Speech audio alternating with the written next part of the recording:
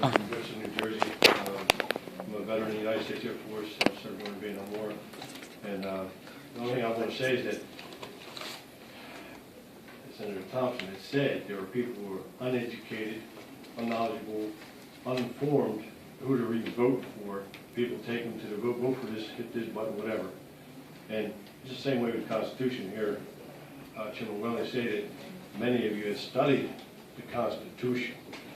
My only thing to say here is that, yes, I've been through the Constitution class.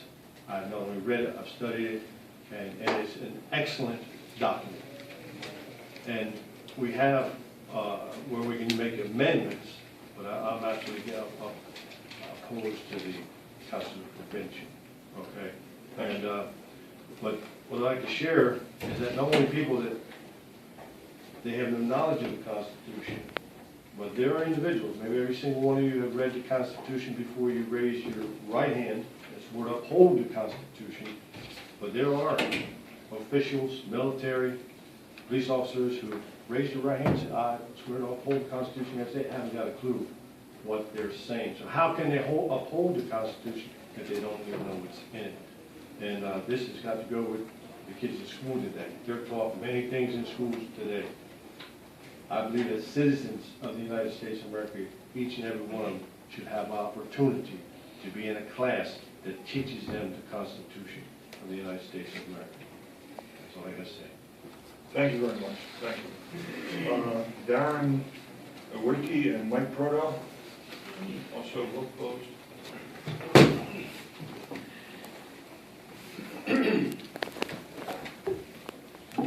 Thank you, Chairman. I'll be brief. The Supreme Court decision in Citizens United versus Federal Election Commission restored First Amendment protections to political speech. In doing so, it ensured that citizens, small businesses, corporations, and unions could engage in political speech without having to fear criminal prosecution and civil penalties. This decision empowered Americans to join together and speak with one voice. Americans for Prosperity and its base of 2 million activists can engage in political speech on important topics including the economy and on how the current administration has failed to deliver real solutions to America's economic problems. Citizens United additional decisions have further enhanced these speech rights. The case of Speech Now versus the Federal Elections Commission removed contribution limits to political committees that solely make independent expenditures. McTutchin versus Federal Election Commission rolled back aggregate limits on contributions to candidates. The courts are consistently siding with the First Amendment and overturning government regulations that effectively muted the freedom of speech. In the nearly 5 years since Citizens United, numerous liberal activist groups, many of which are corporations, have raised funds and whipped up a fury attempting to amend the Constitution to restrict political speech. It's ironic that these corporate persons feel empowered to lobby and utilize grassroots lobbying tactics and attempt to restrict corporate speech. Each effort to amend the Constitution to curtail the First Amendment has failed. We've seen this throughout the states and at the federal level. Earlier this year, the United States Senate failed to advance a poorly crafted constitutional amendment to overturn Citizens United. Today, the New Jersey Senate is asking Congress to seat a convention to amend the Constitution. This far-fetched and reckless idea has no hope of advancement. For Congress to convene such a convention, it would require the application of 34 state legislators. There are a few state legislators as foolish as New Jersey that would eagerly demand a constitutional convention to silence free speech. I think we're happy to take any questions you may have. The only point that I would add, a more broad philosophical point, is that we are concerned about the influence of money in politics, if you will. Then we really should be standing for small government, limited government that has less control and is less intrusive in our lives. And then you don't have to worry about these things quite as much. Again, we're happy to take any questions. Not a question for each gentleman, but just a point. I'm sure you know a constitutional scholar, and I admire anybody that puts the time in that these gentlemen have put in at first as speakers. It's very admirable that you've done that. Because you're right, a lot of our fellow citizens don't really have an understanding. And certainly I'm no constitutional scholar. I've just had a couple of courses, nothing more than that. We can't lose sight that Article 5, which you know a lot more about than I do directly when it comes to the gentleman over there, you obviously know a lot more than I do about it, but I think this committee can't lose sight that the provision says that Congress, whenever 2/3 of both houses shall deem it necessary, can call for a process. So we do have a process. The process has been set forth, within Article 5. As I recall, the two gentlemen who are here today, both of them have testified, they're very capable guys. Madison, J. Alexander Hamilton, they drafted the Constitution. The Federalist Papers, you know all about that. Article 5 is not, the convention group is not But- intended for the purpose that's... Well, that's your opinion, but the point is Article 5 is within the body of the Constitution. So it's sparingly used, and I agree it should be sparingly used, but there's a process by which the Congress can act. Other people would say, and I agree with one thing that you said, that amendments should be a very slow, methodical process. The Constitution's only been amended how many times? 27. 27, all right, a few times. So, and it should be painstaking. But you would also have people say that a lot of times the process takes too long. And that Article 5 is one way to cut down on the agonizing futility. Equal Rights Amendment comes to mind. You may not agree with it, but it took so long and so long and so long. I don't know if everybody remembers the history of the Equal Rights Amendment. They were on the verge, it took years and years, and they were on the verge of passing it, and one more state needed to ratify after years of work. And that one state, I forget what state it was, it couldn't get it done by just a few votes. And I know a lot of people were frustrated by that. So even though I commend your knowledge and sophisticated understanding, a lot of people wouldn't agree with you about the process. And this process is not earth-shattering. It's set forth right in the Constitution. So let's not lose sight of that. There is a provision that if Congress decides to use it, they can use it. We have fire alarms, and the fire alarms are for a specific purpose. So who uses a fire alarm because they have a cigarette that you can put out? It's very, very specific. It's a very specific, dramatic purpose, the constitutional But convention, there's nothing earth-shattering. which is why it hasn't been used since the convention of But 1787. it's the role of the legislature if we deem fit. Nebraska may disagree, or Maine, or Wyoming, they may disagree, but if the state of New Jersey wants to send a resolution to our federal Congress, we're well within our rights to do that. We're well within our rights to debate it. Are there any questions for these two? No. Just a point of reference through your chair, if I may. SCR 132 is pertaining to limiting free speech via political contributions, is it not? That's the point of the resolution. That's your interpretation of the resolution. Fair enough. I think the sponsor would argue that it would limit the ability of corporations and challenge the notion that corporations are people. If I may, Chair, again, We can spin it. would that include? And this is why I find it, with all due respect to why this is being put up. It just seems to me slightly hypocritical that even some of the sponsors, the majority of their contributions come from PACs, unions, and corporations. And God bless them for doing that. If that's what they so choose to do with their money and give it to you all to run your campaigns, that's their freedom of speech.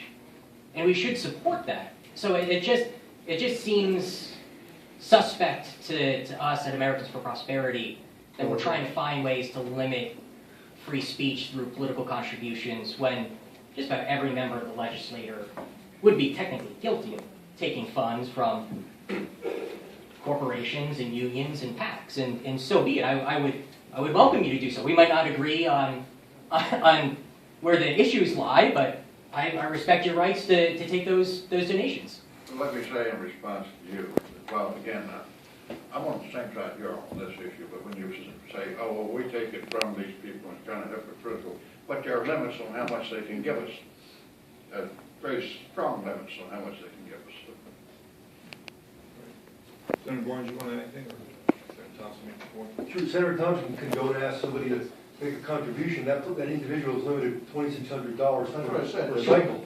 Americans for Prosperity can come in and run $1 million ad the last 3 weeks of the campaign and not be held accountable to anybody. And many times the people, they don't even live in New Jersey, they have no interest whatsoever in the state of New Jersey, while you and I are held accountable in a painstaking way. So I think there is a little bit of a difference. We're in agreement. I was refuting a statement.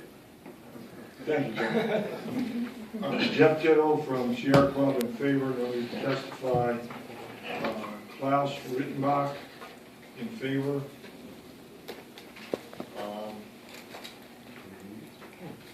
Klaus here? Yes.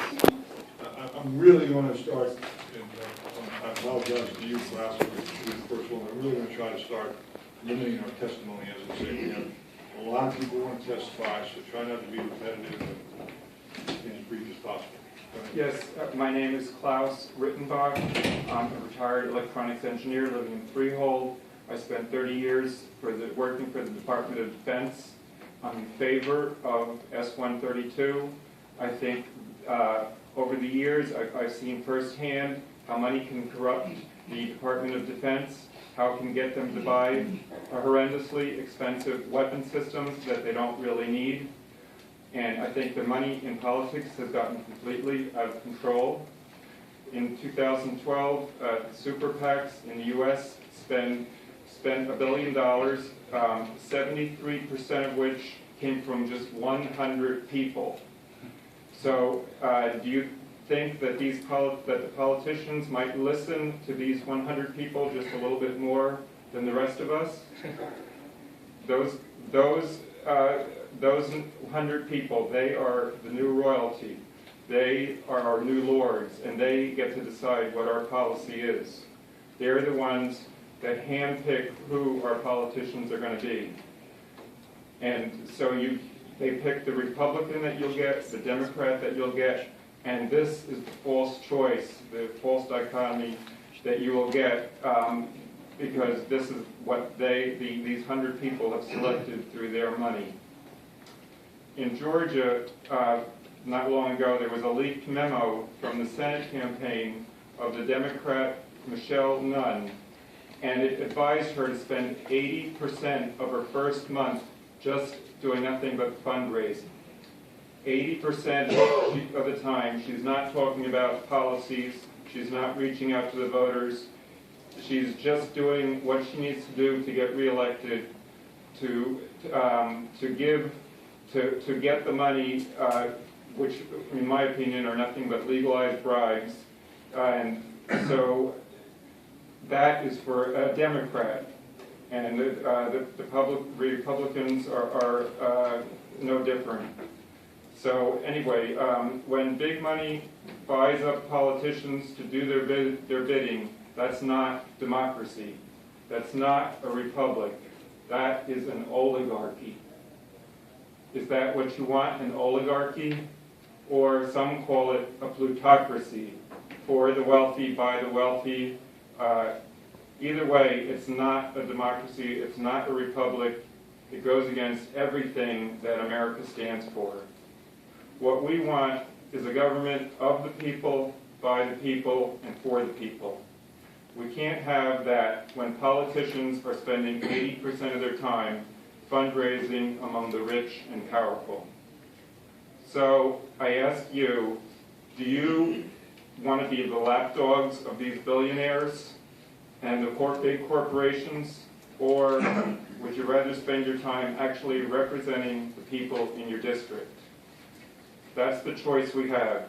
We need to get money out of politics and have all campaigns funded purely by public campaign financing. Thank you. So I reiterate, I'm in favor of S-132. Senator Thompson. You use as one of your arguments here in support of it, the fact that, again, the campaign advisor suggested to Bachmann that she devote 80% of her time to campaign fundraising. In what way do you think that if this convention were held and Citizens United were reversed, how do you think that would diminish the amount of time that it would be recommended a politician spend on fundraising? Particularly considering that you're saying they're spending it going after these big bucks guys.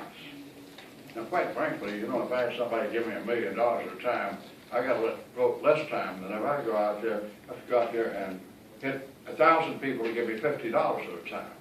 No, I don't want to, oh, sorry. answer my question. Finish. I mean, you know, again, if we say, okay, corporations and unions can't give big bucks into campaigns, well, that's not going to say that the amount of time people spend fundraising, okay, they can't get big money, they got to go for little money, so they're going to spend less time out there fundraising. Something's wrong with that logic. I respectfully disagree. The way I see it, this is just the first step. What we really need to do beyond that is to get money out of politics entirely and have all campaigns funded entirely by public campaign financing. Then there would be no need for them to spend any time at all on campaign funding. The amount of money you were be talking about, if you said all campaigns are going to be totally funded by public funds, That's correct. boy, the impact on taxes of that. No, we don't need to have multi-year campaigns. We don't need to have multi-billion-dollar campaigns on TV. People now have the internet. They can find out the issues through the League of Women Voters. We don't really even need all these ads. If I had my way, I would restrict the ads also. But that's separate from this issue. People can, but as I said earlier, they don't. The information is out there, but they don't decide. Let me thank you, Mr. Rick. Unfortunately, I think we're going to get to the Thank point where you would like to be, to make it a lot easier for us, but I don't see it happen. James DePaolo? James here indicated he's neutral on this, but he's not. No, he's in the hall. James. Not here. I got a lot of people, we're sorry. But he's in the hall waiting because they wouldn't let him in. Well, get him in. Okay. In the meantime, James? we have Cliff No. Walker Green. Wolfpack, New Jersey. Hey, James. A lot of people who signed up for Wolfpack, New Jersey. I don't know who's planning on testifying, or if there's a group, or how we're doing this, folks. I spoke with that a long time ago. All right, so let's bring out three at a time. Cliff Walker Green, Eli Spendelman, and Mark, what's that last name, Mark? Jones. Okay, all from Wolfpack, and all in favor.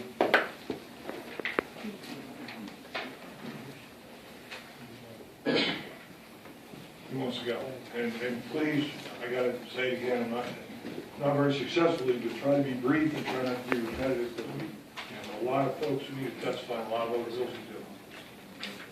Chairman Whalen and members of the committee, good afternoon. My name is Walker Green. I'm a citizen of Deptford Township, a student at Rutgers University, and the state director for Wolfpack, New Jersey. Wolfpack is an affiliate of the Young Turks, the largest online news show in the world. My scholarship on the resolution before you today is based on the works of constitutional scholar Robert G. Nadelson, political activist Lawrence Lessig, and online news show host Cenk Uygur.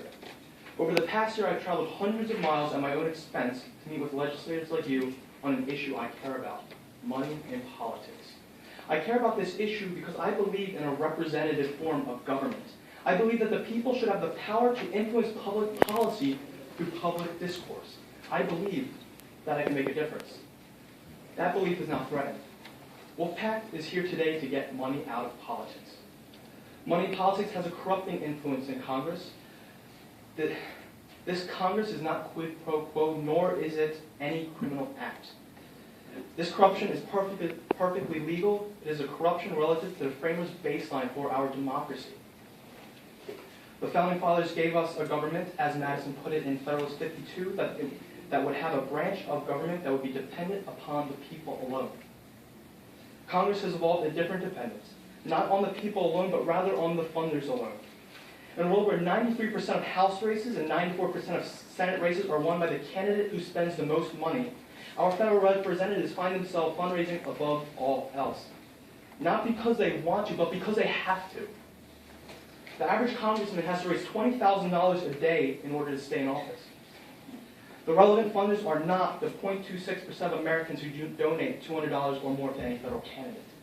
The relevant funders are the 0.05% of Americans who give the maximum amount to any federal candidate, and the 100 Americans who donate 73% of all super PAC contributions. This conflicts with a dependence upon the people alone because the funders are not the people alone. This is a corruption. Congressmen solicit campaign contributions from industries they are expected to regulate, overwhelmingly passing legislation favorable to those donors. 50% of these congressmen will choose to partake in the revolving door, later lobbying for the very groups they were lobbied by. These ex-representatives will see an average salary increase of 1,452%. This is a corruption. In a Princeton University analysis of 1,779 federal policies from 1981 to 2002, Professor Martin Gillens concluded that the preferences of the average American appeared to have only a minuscule, near zero, non-significant impact upon public policy.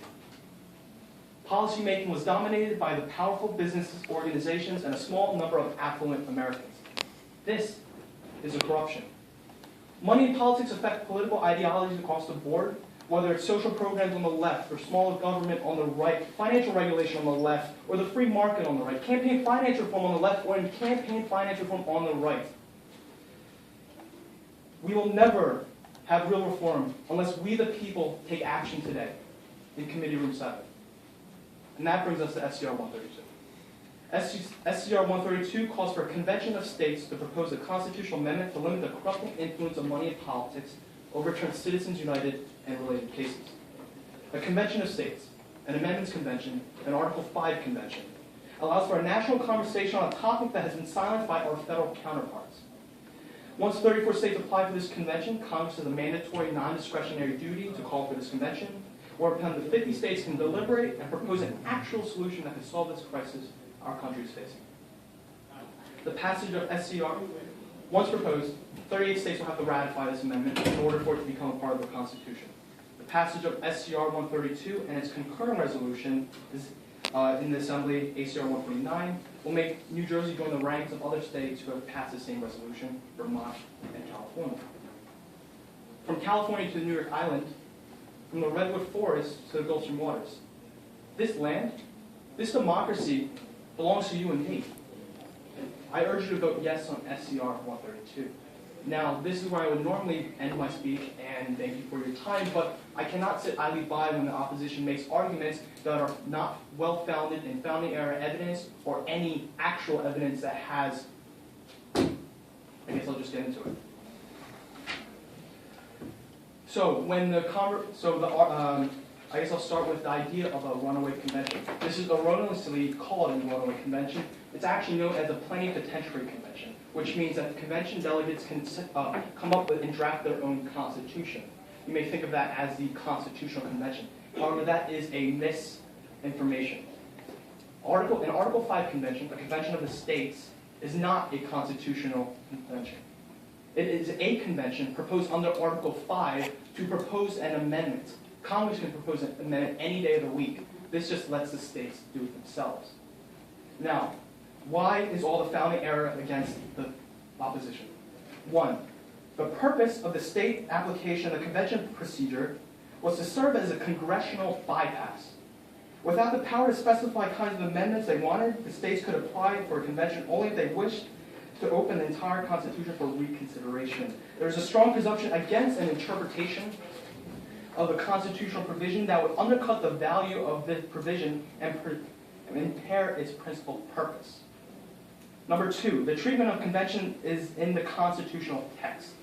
As one of you mentioned earlier, the text authorizes state conventions for ratifying conventions, state conventions for ratifying amendments, and federal conventions for proposing amendments. Both of the first two were clearly limited in nature. No sane person would suggest that the state ratifying convention also has an inherent authority unilaterally to rewrite the state constitution. As for the convention of proposing amendments, the text placed certain topics outside the amendment process and therefore outside its competence, thereby affirming its limited nature. Number three, the records of the 1787 drafting convention. The Philadelphia delegates actively considered providing amendment by plenipotentiary conventions. But they rejected that approach. Edmund Randolph's initial sketch of the Committee of Detail and the first draft of the Constitution both contemplated plenipotentiary conventions and prepared to adopt those amendments. The delegates preferred that a body separate from Congress perform the drafting, and the final wording penned primarily in Madison reflected that sentiment. That's why we have a second option in Article 5 for the process. Number 4, comments from the Federalists promoting the Constitution during the ratification debates. The Founding Fathers emphasized that essentially equality of Congress and states in the proposing amendments. In Federalist 43, Madison wrote that the Constitution equally enables the general and state governments to originate the amendment of errors. A native of Virginia in the Virginia Gazette 1778 wrote that whenever 2/3 of the House proposes the houses of Congress or 2/3 of the state legislature shall concur in deeming amendments necessary, a general convention shall be appointed, the result of which, when ratified, 3/4 of the state legislators, and so on. The federal representations of equality suggest that in construing Article 5, the preferences should be given to the interpretations that raise the states toward the congressional level and treat conventions as the joint assembly. Number 5, ratification record. These records reveal unambiguous understandings among both Federalists and Anti-Federalists. That 1, the convention was not plenipotentiary, but rather that 2, the applying states could, in fact, and usually would, specify a particular subject matter at the beginning of the process. In Federalist 85, Hamilton wrote, every amendment to the Constitution, if once enabled, would be a single proposition and might be brought forward singly.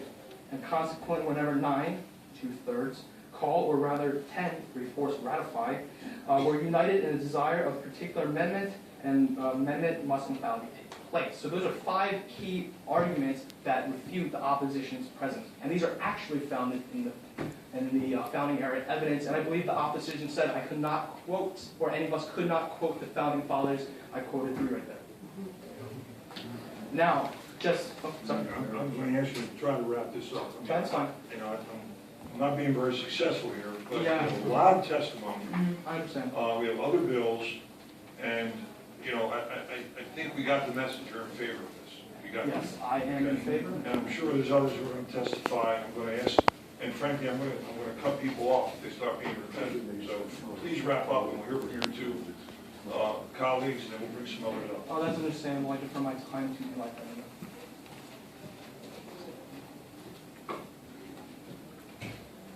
Good afternoon. My name is Eli Fendelman. I'm a high school teacher and system administrator in Bergen County. I want to thank the committee for posting SCR 132 to its agenda and for giving me the chance to go on the record regarding its importance both to New Jersey and to the nation. Each day I have the privilege of creating knowledge and understanding among young people for whom we ought to be building a bright future. Increasingly, though, I feel as though they are primed to inherit an America in which the vast minority of them will have no agency in their own governance. Citizens United and its related cases have critically damaged our citizens' right to participate in a fair democracy. The tidal wave of money that has flowed into our political process has undermined the principles upon which this country is founded. If we sit idly by, we will soon have to teach our students about the plutocracy that we have become and the democracy that we used to be. We need to reclaim the time we enjoyed before Citizens United, when the super wealthy, unions, corporations, and all special interest groups had sensible limitations that applied equally to all those entities. When nomadic super PACs did not craft our people's representation almost wholly without their consent. Before billions of dollars began to pour into election cycles, not to promote an informed electorate, but rather to cloud any substantive debates with personal attacks. When we knew where most of the money was even coming from. Before vast sums of money came from shockingly few sources. We need to begin a national conversation about how to mend the damage we have caused and how to preserve an open, fair, and substantive political arena in which citizens from all walks of life can participate. I cannot urge the committee strongly enough to support SCR 132 in order to show the nation that New Jersey is ready to have such a conversation. Thank you. Thank you. Mark? Thank you for letting me be here and speak. My proudest achievement was building from absolutely nothing an internationally respected digital audio software and hardware company that actually exported China instead of the reverse. Companies like the Sony Corporation competed with the products we developed, and Microsoft competed to hire the talent that we employed or needed. So when I read the small business owners worry about the corrupting influence of money and politics, I know precisely how they look at it. They may already be competing with larger companies in the marketplace. Now they find that they are expected to compete in politics. That is not their mission. Money in politics is the foundation of cronyism. and small businesses know that they're the likely losers. When polled, 2/3 of small business owners stood against Citizens United decision, and nearly 9 out of 10 viewed the role of money in politics negatively. This is a staggering condemnation from a group that most of us agree are the backbone of our economy and even our culture. Now, I'm not going to outline all the reasons that money is a problem. I'm going to skip that instead. But I want to say that my story continues from my business career. That's why I showed up here 2 years ago to ask for help in passing SR 47, and why I have diligently taken that vote of the New Jersey legislature to the New Jersey congressional delegation and asked them for a solution. There are people right now working hard to reach congressional incumbents and candidates to ask for a commitment to fixing this problem. That effort moves forward. And yet I sit here today before you. It's worth noting that a bill did emerge in the Senate recently, and it didn't make it through. I'm not going to say whether it was a good bill or a bad bill. It's irrelevant. The problem is that the people working on that problem are the people trapped in the clockworks of the system we have now. So we need to take this strategy forward on our own. Don't buy into this federalist kind of view that we've heard from others. It's the Congress is not the only place that we can affect our democracy. We have state governments, we have people, and we need to put our energy forward to take this thing national and give it the attention it deserves. The one thing you notice about the Senate debate was that it still made barely a blip on the media landscape. There is an inability to even come to discuss this issue. I want all sides to be present at a convention and to argue this out. I want the people who oppose this today to be there, present, talking about whether they think corporations are people. By the way, the law does not define them as people, it defines them as legal fictions. But in any case, I want the whole gamut of America to focus on the issue because it is the most important issue, and it is the issue that drives all other issues because everything starts with the corrupting influence of money. I support SCR 130. Thank you. Thank you, gentlemen. Thank you. William Chan,